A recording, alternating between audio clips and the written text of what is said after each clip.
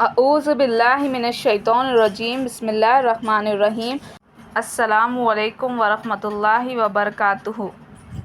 حضرت آدم علیہ السلام سب سے پہلے انسان ہیں جن کو اللہ تعالیٰ نے دنیا میں بھیجا، اور سب سے پہلے نبی آپ ہی ہے۔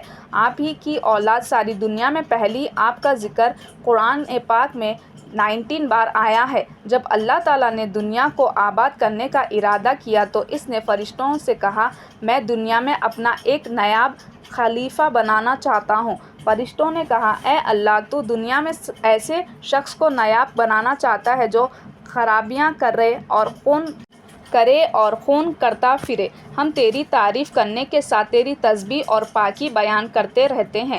اللہ تعالیٰ نے فرمایا، میں وہ باتیں جانتا ہوں جو تم نہیں جانتے۔ اللہ تعالیٰ نے حضرت آدم علیہ السلام کو سب چیزوں کے نام سکھا دیا، پھر ان کو فرشتوں کے سامنے کیا اور فرمایا، اگر تم سچے ہو تو مجھے ان کے نام بتاؤ۔ انہوں نے کہا کہ تو پاک ہے، جتنا علم تو نے ہم کو بخشا ہے اس کے سوا ہم کو کچھ نہیں معلوم۔ پھر اللہ تعالیٰ نے فرشتوں کو حکم دیا کہ تم آدم علیہ السلام کو سجدہ کرو، تو وہ سب سجدے میں گر پڑے مگر شیطان نے سجدہ نہیں کیا۔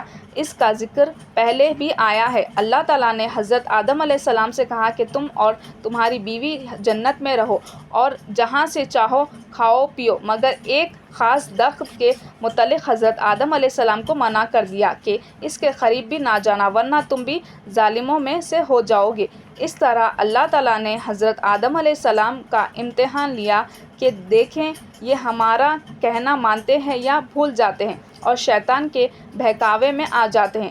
شیطان جو پہلے ہی حضرت آدم علیہ السلام سے ناراض تھا کہ ان کی وجہ سے وہ اللہ تعالیٰ کے دربار سے نکلا اور اللہ تعالیٰ کی لعنت اس پر ہوئی، اور اس نے قسم کھائی تھی کہ میں حضرت آدم اور اس کی اولاد کو قیامت تک بہکاتا رہوں گا کہ اللہ تعالیٰ کا کہنا نہ ماننے اور خوب برائیاں پھیلائے۔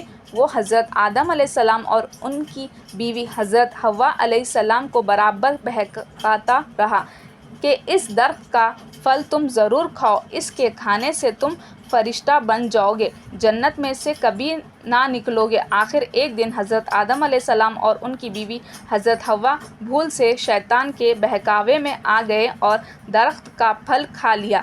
پھل کھاتے ہی دونوں ننگے ہو گئے اور جنت کا لباس ان کے بدن سے غائب ہو گیا اور وہ جنت کے پتوں سے اپنے جسم کو چھپانے لگے۔ اللہ تعالیٰ نے حضرت آدم علیہ السلام سے کہا کہ ہم نے کہہ دیا تھا کہ اس درخت کے پاس بھی نہ جانا اور شیطان کے کہنے میں نہ آنا، وہ تمہارا دشمن ہے۔ تم اس کے کہنے میں آ گئے، اب تم اور حوا جنت سے چلے جاؤ اور دنیا میں جا کر رہو۔ حضرت آدم علیہ السلام کو جنت سے نکالنے اور شیطان کے بہکاوے میں آنے کا بہت رنج ہوا اور بہت عرصہ تک اللہ تعالیٰ سے معافی مانگتے رہے اور روتے رہیں کہ اللہ تعالیٰ مجھے معاف کر دیں۔ آخر اللہ تعالیٰ کو رحم آیا اور حضرت آدم علیہ السلام کو یہ دعا سکھائی کہ اے ہمارے رب، ہم نے اپنے اوپر ظلم کیا اور تو ہم پر رحم نہیں کرے گا، تو ہم بڑا نقصان اٹھانے والوں میں سے ہو جائیں گے۔ تو حضرت آدم علیہ السلام نے یہ دعا بہت گڑ گڑا کے مانگی، اور اللہ تعالیٰ تو بہت رحم کرنے والے ہیں۔ جب کوئی بندہ گناہ کر لیتا ہے اور سچے دل سے توبہ کر لیتا ہے کہ اے اللہ، یہ گناہ تو مجھ سے غلطی سے ہو گیا، آئندہ ایسا نہ کروں گا، تو وہ معاف کر دیتے ہیں۔ چنانچہ حضرت آدم علیہ السلام کو بھی اللہ تعالیٰ نے معاف کر دیا اور پھر کہا کہ تم اور تمہاری اولاد دنیا میں رہو، اور یہ بات یاد رکھو کہ جب میری طرف سے کوئی نبی میری ہدایت لے کر تمہارے پاس آئے تو تم اس کا کہنا ماننا جو میرے بھیجے ہوئے نبیوں کا کہنا مانے گا، اس کو پھر نہ کوئی خوف ہوگا اور نہ غم ہوگا، اور جو لوگ میرے نبیوں کی بات کو نہیں مانیں گے اور ہماری آیتوں کو جھٹلائیں گے وہ دوزخ میں جائیں گے اور ہمیشہ اسی میں رہیں گے۔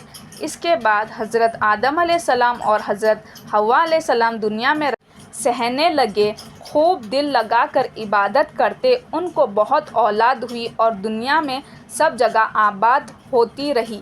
حضرت آدم علیہ السلام اپنی اولاد کو یہی بات بتاتے رہے کہ تم کبھی شیطان کے بہکاوے میں نہ آنا، وہ ہمارا دشمن ہے اور ہم کو بری باتیں کرنے کے لیے بہکاتا رہتا ہے۔ ہمیشہ اللہ کی عبادت کرنا، سچ بولنا، کسی پر ظلم نہ کرنا، ایک دوسرے کی نیک کاموں میں مدد کرتے رہنا۔ آخرکار حضرت آدم علیہ السلام نے 900 سال زندہ رہ کر وفات پا گئے۔